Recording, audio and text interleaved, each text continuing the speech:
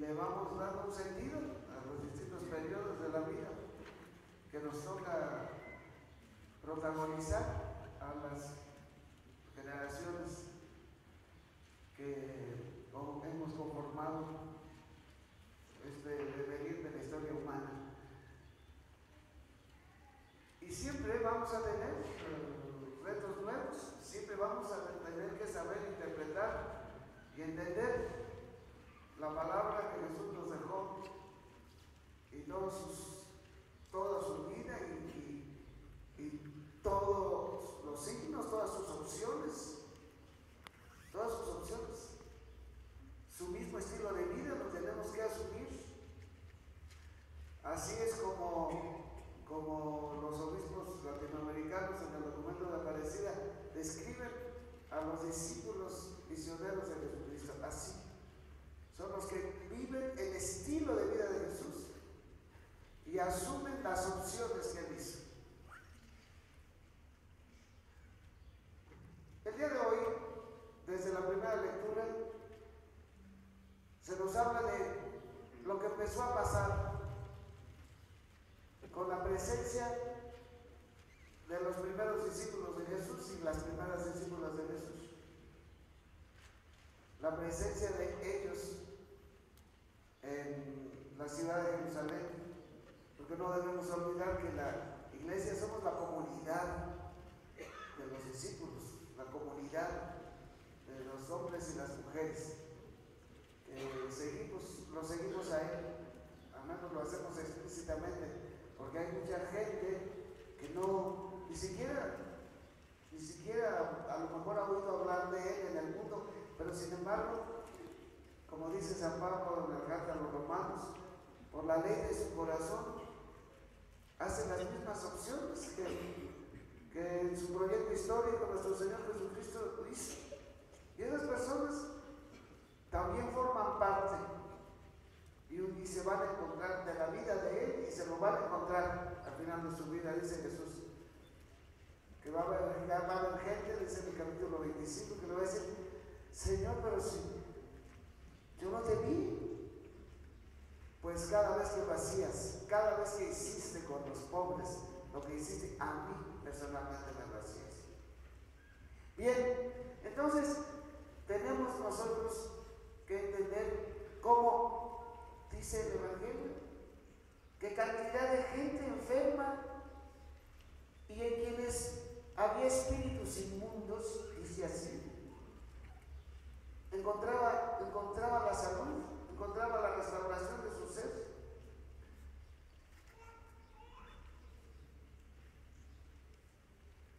El día de hoy también tenemos mucha gente enferma y mucha gente que está en esas condiciones de lo que se llaman los espíritus inmundos en el Evangelio. Mucha gente con sus valores torcidos y mucha gente enferma también del alma, enferma del espíritu, enferma. Este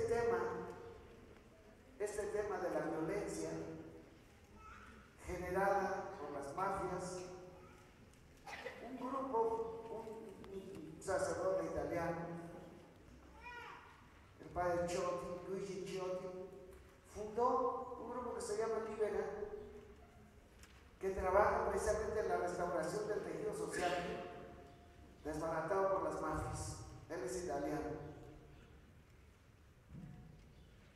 Y él, claro que tuvieron que enfrentar las clásicas mafias que desde antes y de donde han sacado sus copias, de donde calcan sus esquemas, las actuales mafias mexicanas, y no solo mexicanas, de otras partes. Entonces, todo ese grupo trabaja porque considera un asunto de salud pública. Salud pública.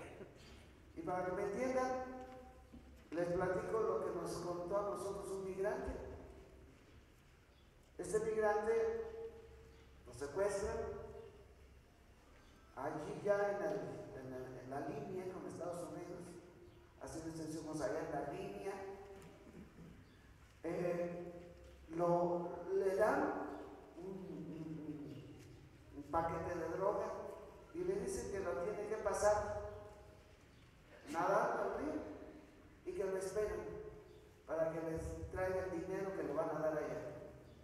muchacho que sabía nadar bien, un centroamericano, hace lo que le piden y regresa con el dinero. Y después le empiezan a hacer un examen. Ese muchacho no sabe por qué lo dejaron vivo, dice, porque los que no les sirven los matan. Pero debe haberle caído bien al jefe, debe haberle por su modo de actuar. Le hicieron un examen. Oye, tu papá ha de ser un borracho, ¿verdad? No, mi papá es un hombre normal, no. Mi padre no es vicioso, ni alcohol, ni droga. Pero el matrimonio de tu mamá y tu papá existe, claro que existe. Pero tú debes, a ti tienes que pegar, zurrar, pero duro en tu casa, ¿verdad? Nada. Estuvieron haciéndole preguntas para ver si era una persona enferma psicológicamente por su propia familia. Y él alcanzó a escuchar cuando los que estuvieron interrogándolo le fueron a decir al jefe: ese no nos sirve, tú dinos qué hacemos. Déjenlo ir. Dice, no sé por qué me dejaron ir, pero fíjense ustedes, necesitan gente que sea capaz de decapitar, de descuartizar, de matar. ¿Cómo se están creando los niños en unas casas de interés social? ¿Cómo se están creando los niños cuyos papás tienen que irse a buscar la vida todo el día porque no tienen modo de mantenerlos, o tienen que ir a alquilarse horas como va a ser ahora? ¿Cómo van a estar ahora? Díganme si ya estamos así. Ahora díganme, todos estos que van a darles los contratos por 30 días, por 60 días, díganme cómo van a vivir. ¿Qué familia va a ser esa? Díganme. Estos son también los endemoniados de los que habla el Evangelio. Endemoniados, los que no tienen ni idea de cómo organizar la vida humana, y van y se ponen y hacen que los elijamos y nos dan dinero para que los elijamos. Y luego hay que ver el tipo de país que organizan y con qué medios se organizan y lo que están haciendo ahorita. Está bien, tendrán muchos defectos los maestros. Aquí están los maestros. Tendrán muchos defectos. Y a lo mejor, pero esa no es manera de ver al país. A base de pagos, esa no es manera. Eso no es humano. Organícense. Háganos participar, no impongan. Y luego también nos están organizando. Por ejemplo, la Ley Federal del Trabajo, pues nos pusieron al estándar de todo el modelo del mercado del trabajo internacional. Eso es lo que querían. Entonces, claro que tienen que formar un determinado tipo de mexicano, por supuesto que sí. Claro que sí. Esto también está detrás de eso. Pues vamos a ayudarles a que digan, organicémonos, pero con nosotros. Y hagamos los procesos que tenemos que hacer para tener lo que tenemos que hacer, pero no aparte. Esa no es la manera. Bueno, también los maestros tienen que tener, busquen el camino, por favor. También se los pedimos. Que busquen el camino, pero sí tiene que haber un diálogo nacional, tiene que haber otro camino. Bueno, esto es tarea del Evangelio, es tarea de nosotros los cristianos, enfrentar la manera de construir el organismo social, pero como hemos aprendido a hacer de nuestra religión un sistema de cumplimientos, un sistema de requisitos y hasta un negocio. Parece. En algunos países. Bueno, entonces esto, aquí viene el primer signo que nos presenta hoy la palabra de Dios. La presencia de la comunidad de Jesús empieza a curar, empieza a sanar, empieza a restaurar. Y empieza a restaurar multitudes. Por amor de Dios. Y esto requiere organización de parte de nosotros los cristianos, en proyectos pastorales que valgan la pena.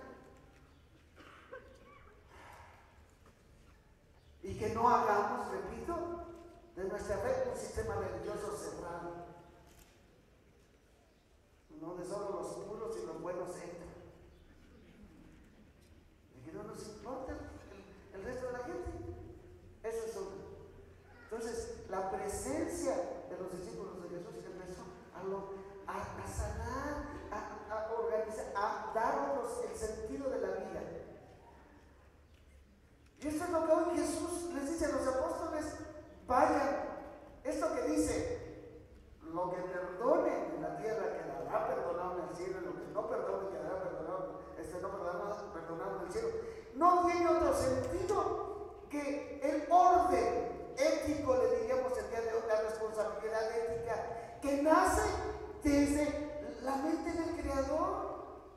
El Creador no nos puso para vivir entre nosotros como perros y gatos. Por cierto, que un día estaba con un muchacho que le había hecho uno de mis padrecitos, solo que había hecho un diagnóstico falso y decía que traía una larva de un animal, ¿verdad?, que solamente se anida en el intestino de los perros y de los gatos. Estaba mal el diagnóstico, por supuesto, pero estábamos hablando de perros y gatos y de repente me interrumpe: oiga, señor obispo, ¿y cómo le fue la última reunión de presbiterio? Él estaba en el hospital. Digo, ¿y por qué no estamos hablando de perros y gatos? Bueno, no más así. Pero nuestro Señor nos da, no para que nos explotemos unos a otros, no para que hagamos explotar la creación como la estamos haciendo explotar. ¿Y qué quiere decir esto? Quedará perdonado en el cielo.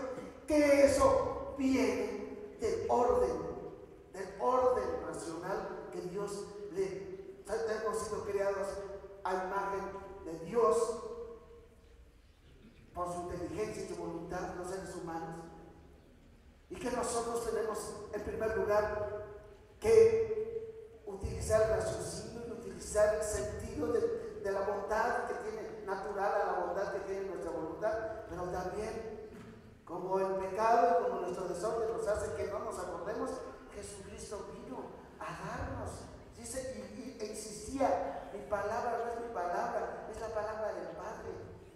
Y cuando le preguntaron quién es su Padre, ese que ustedes llaman Dios, o sea, el Creador. Por eso también a Pilato le dijo: yo vine para dar testimonio de la verdad. ¿A qué se refería Jesús? Al verdadero sentido de la vida humana, al verdadero sentido de la organización social, al verdadero sentido de la administración de los recursos de la tierra, que son para todos, no para unos cuantos. Esto está mal. Nosotros nos acostumbramos a ver el mal al mundo de cabeza y nos acostumbramos. Un padrecito, amigo mío, ya se murió, Basilio, allá que tenía la librería parroquial, un día en su misa se volteó de cabeza, se paró yo creo esa yoga, que lo hizo muy bien, se puso de cabeza. Y todos empujaron la casulla y sus lentes, sus llaves, sus plumas. Luego se paró. ¿Entendieron? ¿Entendieron lo que hice? Sí, se paró de cabeza. Y se dio cuenta que estoy parado de cabeza así. Pues así está el mundo, dale ustedes 50 se dan. O sea, nosotros nos acostumbramos. A mí una vez una persona le dice a otro, un señor, un amigo le dice: oye, fíjate, a mí mi psiquiatra me dice esto y esto, ¿y tu psiquiatra a ti? Yo no tengo psiquiatra. Está gravísimo, oye. No tienes psiquiatra, estás mal, estás anormal. Entonces ya nos acostumbramos al mundo malo. Entonces, esto es lo que significa. Por eso nuestro Señor se nos describe en el Apocalipsis como yo soy el alfa y la omega, es el texto, está traducido: yo soy el principio y el fin. Es decir, yo soy el que le da su principio a la historia y soy el que la dirige a su fin. Y luego dice: yo tengo las llaves de la muerte y del más allá. Él tiene las llaves para controlar lo que dice la carta a los hebreos, lo que nos atemorizaba, que era la muerte, y nos abre la vida a una vida que no terminará nunca. Nosotros usamos mucho el término vida eterna, y por eso la gente como vida eterna la vemos escrita en los epitafios de los panteones. Pues la gente dice: ya, a mí no me hablen de la vida eterna, yo todavía estoy bien aquí, no, yo todavía no quiero morir. Pero hay que entender, es una vida sin fin, es una vida que no terminará nunca. Eso es el empezar a vivir la vida como le dijo el Señor a Pilato, yo vine a dar testimonio de la verdad. Es decir, el sentido verdaderamente humano de la existencia, el sentido que tiene el trabajar por un organismo social sano, con todas sus instituciones. La institución política es necesaria para realizar el bien común, pero tiene que ser una institución sana, no formada por zánganos que solo van allí para vivir, solo van allí para chupar. Digo, hay alguno que otro que se sabe, pero porque es una cultura. ¿Y saben quiénes están ayudando a la cultura política? El pueblo. El día de ayer tuvimos una reunión nosotros ahí en Saltillo con el señor gobernador, la subsecretaria para cuestiones de derechos humanos de la Secretaría de Gobernación,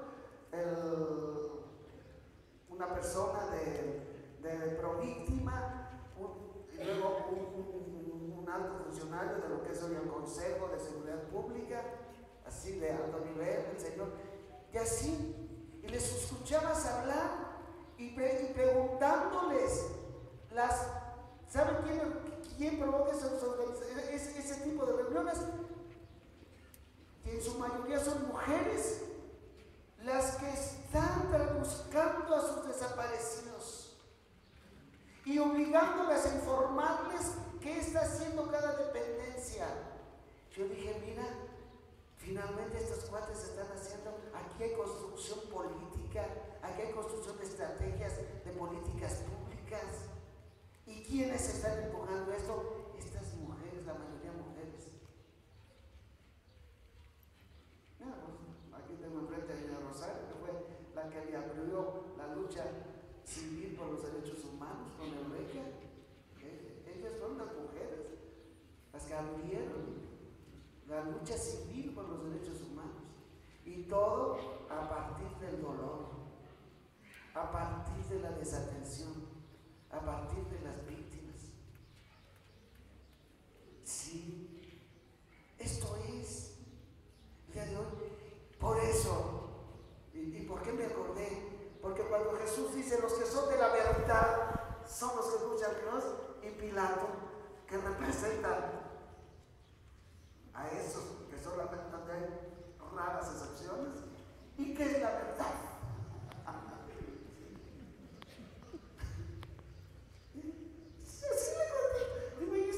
Es muy interesante el Evangelio de Juan. Claro, dijo don Samuel un día, don Samuel Luis, yo no les entendía a los políticos hasta que descubrí que su verdad no es la verdad ética, es la verdad política. La verdad es lo que me conviene a mí en este momento.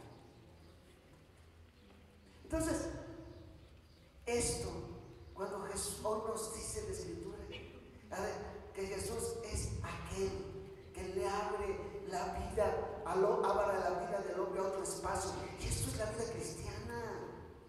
Por eso, cuando le hacemos un sistema cerradito, un sistema de cumplimientos y de requisitos, y que cuando nos creemos que convertirnos en la Cuaresma es ya nada más no comer carne, cuando que hoy el pescado lo ponen más alto que la carne en la Cuaresma, pues dicen, no, ya la tienen que inventar de otro modo, Entonces, creer que eso es la conversión, dejar de comer chocolates,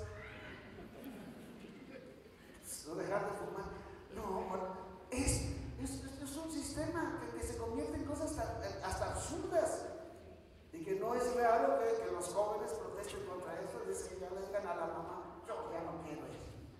Una vez una señora, ay, señor obispo, mi nieto ya no quiere ir a misa. ¿Y por qué no quiere ir a misa? Y le preguntaste, dice que se aburre. Ya me quedé calladito. Ya ni consejos le di. Claro. Entonces, por eso decía que descubrir Lo que es el discípulo de Cristo es muy interesante. Con don Samuel, cuando yo llegué, que diario nos inventaban una nueva, porque la estrategia contra insurgente que armó el gobierno para detener a los insurrectos zapatistas, nosotros éramos igualitos, porque nosotros estábamos por un arreglo de justicia, pues nosotros éramos enemigos del gobierno como eran enemigos estos hermanos zapatistas. Entonces diario nos ponían un guante, diario amanecíamos con una cosa nueva. Yo estaba recién llegado, pues le dije a Samuel, oye, ¿y qué vamos a hacer con esto? No te apures, después hemos salido, dice, y me dice, y es muy emocionante.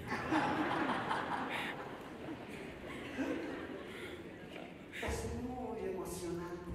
Claro que es muy emocionante ser cristiano. Es muy emocionante. Es servir la vida a los demás. Es devolverle la dignidad a cada quien. Es lograr que cada uno y cada una sea sujeto constructor de historia, sujeto constructor de historia. Si el día que verdaderamente tengamos a todos los cristianos como debemos tenerlos, si hacemos, pero lo que debe ser la comunidad de Jesús y no ese sistema religioso. Miren, yo fui en Roma a ver un film que se llama De dioses y de hombres, que ya llegó aquí, que es la masacre de una comunidad de monjes en Argelia, de monjes trapenses. Gracias a que el prior, el abad, de todo lo escribía, y que se salvaron dos, uno que estaba en la enfermería, y uno que era chaparrito se metió debajo de la cama y no lo vieron. Gracias a que no se salvaron, se llevaron todos los escritos y se reprodujo eso en un libro y se sacó de ahí un film que se llama De dioses y de hombres, que es puro evangelio, porque reproducen la vida de la abadía y reproducen textos litúrgicos de la Navidad y de la Pascua. O sea, hacen ver cómo los monjes hacen un discernimiento, porque no todos se querían quedar, porque los estaba corriendo el gobierno argelino, porque estaban matando a extranjeros, y ellos no quisieron dejar a la comunidad musulmana en la que vivían. No quisieron dejarla sola. Y el abad, hasta que logra que todos estén convencidos, dice, ahora sí podemos, y todos votan que se quedan. Claro, a poco tiempo los mataron, pero es el evangelio vivo, porque dieron su vida pudiendo salir, y la dieron por una comunidad musulmana, y los textos vivos del evangelio. Bueno, pues esa película va a Cannes en el 2010. Claro, está la Palma de Oro, que era un jurado oficial para darle la Palma de Oro a la mejor película del festival, pero el Gran Prix se lo otorga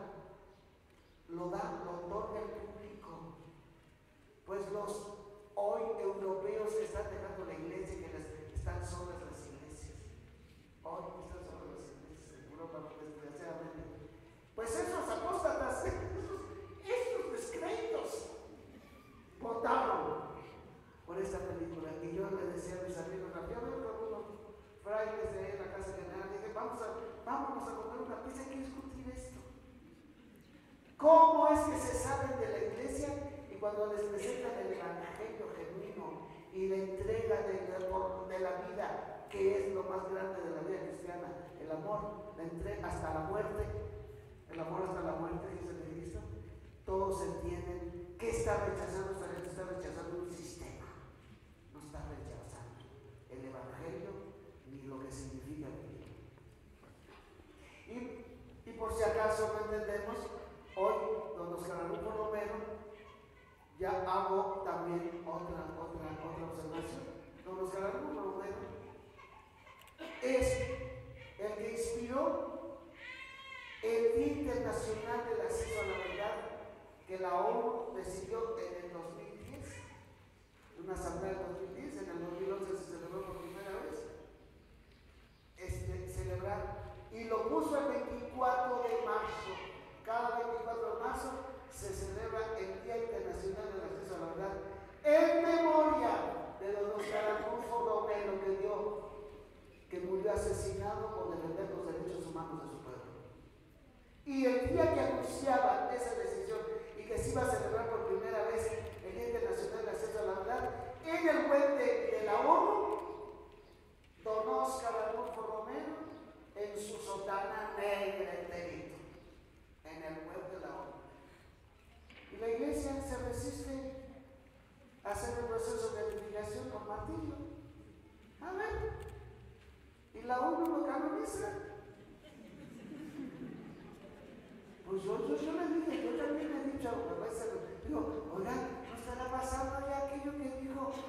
¿Qué dijo Cristo a los fariseos?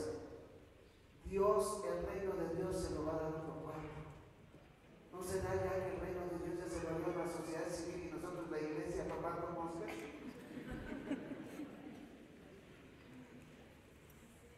Hay que preguntarnos, ¿qué está pasando? Hay que preguntarnos. Pero hoy han de decir, ¡ay, qué desastre! Si es día de la Pascua. Pues hermanos, tenemos nosotros que entender que el Señor nos devolvió y además, fíjate cómo termina San Juan, dándonos lo que Jesús le dijo a Tomás: bienaventurados los que sin él crean. Y San Pedro en su carta dice: dichosos ustedes que sin haber visto a Cristo creen en él. Y luego dice San Juan al término del texto que ellos leyeron, que es el final del capítulo 20, prácticamente el final de su evangelio. El capítulo 21 ya es propiamente la iglesia, el futuro como Lucas escribió los Hechos de los Apóstoles. En Juan tenemos el capítulo 21 que se refiere ya a la iglesia y su futuro. Pero aquí, por eso dice muchas otras cosas milagrosas hizo Jesús delante de sus discípulos, pero estas se han escrito para que ustedes crean que Él es el Cristo, que Él es el Hijo de Dios, el Cristo, y para que en Él tengan vida. Eso de estar ligados a Jesús y tener vida en Él y creer en la fuerza de su resurrección, en la potencia de su resurrección, eso es lo fundamental de nuestra vida cristiana, porque es de esa manera nosotros, ante todo, nos interesará el mundo como Dios lo quiere, el mundo que Dios quiere, el mundo de la verdad y del amor, el mundo en donde todos viven incluidos y son importantes y deciden y luchan y trabajan. Ese es el mundo que Dios quiere. Pero hay que creer que Él vive y nosotros vivimos en Él. Él lo dijo: ese día ustedes sabrán que yo vivo en el Padre en mí, y ustedes viven en mí, yo en ustedes. Es lo superficial cuando somos, les digo, cuando somos cristianos porque hacemos cositas, cuando somos cristianos porque cumplimos. Entonces es cuando empezamos a desclasar a la gente. Y luego también hay muchas otras cosas que ante Jesús hay que perder. Jesús perdió la vida porque no tenía poder, ni ante Pilato ni ante nadie, un poder político. Por eso le digo a Pilato: mi reino no es de este mundo, no es de este mundo, es decir, no es al estilo de ustedes, ni tengo yo un poder como el tuyo. De otro modo, ya mi ejército me hubiera venido a rescatar. Esta es otra de las cosas que tenemos que perder: cualquier poder sobre los demás, cualquier creencia que nosotros podemos sobre los otros, hay que perderlo. Y que nosotros, es lo que Jesús nos quiso decir, sean servidores. Para ser servidores de los demás es porque nos sentimos más pequeños.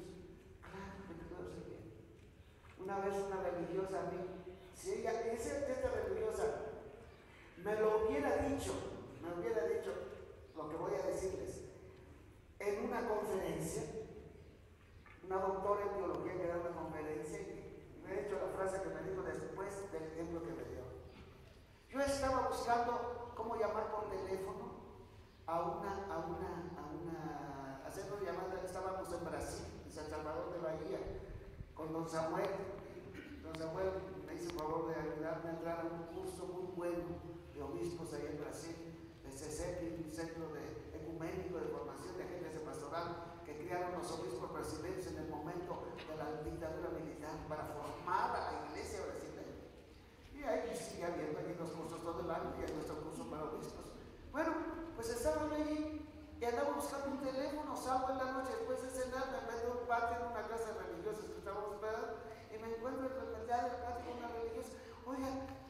quiero hablar por teléfono a México, pero tengo que hacerlo por cobrar, porque no puedo pagar aquí esta llamada. Permítame un momento, voy a ir. Fue la persona, la religiosa, fue, hizo algo, pero en menos de 5 minutos, 3 minutos estaba de regreso. No hay que hacer.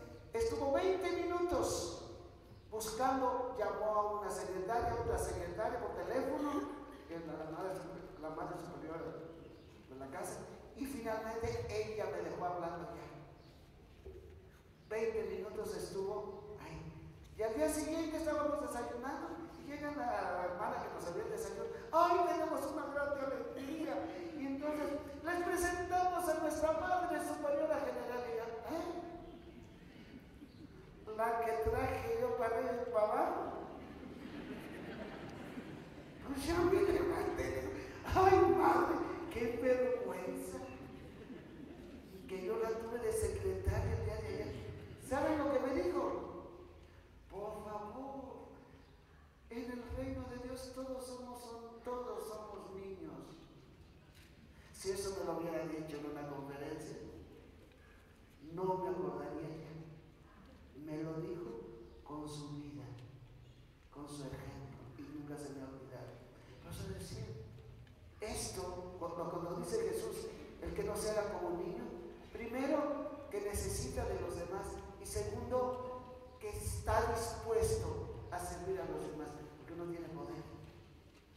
Por eso también pídanle a Dios que estos signos que está dando Francisco,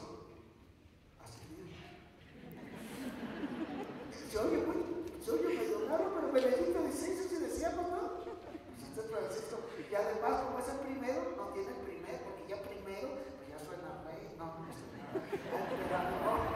ya tiene caché. Francisco. Los signos que está dando Francisco son signos para que la iglesia pierda poder.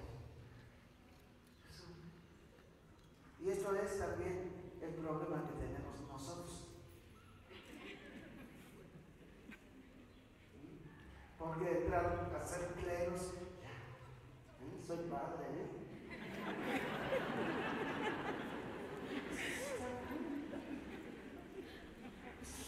Tenemos que volver a ser hermanos. Tenemos que saber que nos necesitamos. Y tenemos que servir. Y él lo dijo. Yo estuve en la misa porque andaba en España dando unas conferencias y dije, no, pues yo estoy aquí un ratito, no voy a la misa de Francisco. Me fui a la misa de Francisco a Roma, que me vine para allá. Pero, dijo él,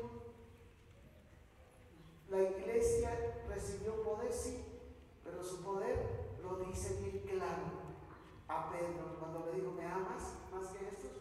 Sí, pues apacienta mis ovejas. El poder de la iglesia es solo el amor. Y el amor tiene como vértice la cruz, hasta la muerte. Y ese amor de manera especial lo tenemos que manifestar hacia los pobres. Pues ya que yo detallitos, el padre Chucho, yo no aumento los detallitos. A mí me gustó su lenguaje directo. Ahí estaban los jefes de Estado, están ahí. Yo pido a los jefes de Estado que cuiden la tierra, que cuiden, es la que nos da la vida, y cuiden, y que hagan su forma de gobernar, no sé cómo digo, que nos cuidemos unos a otros. Que se cuide a las personas. Entonces, primero vaya. Y luego, cuando dijo él, y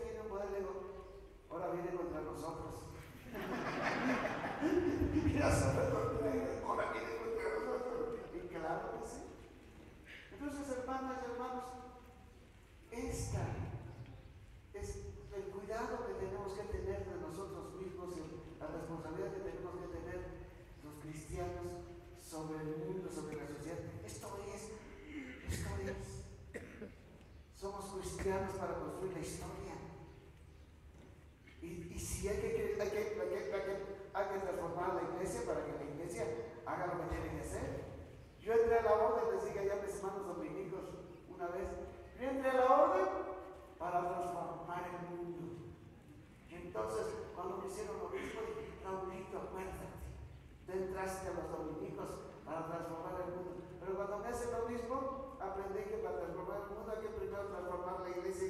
Esto sí está canijo. Esto sí está transformado. Pero no, tampoco es imposible. Tampoco es imposible. Es el monitor. Si me paso los minutos, me tengo que pagar multa. Y si no hago una propaganda de la orden, no. Bueno, no, sí, ya está, ya.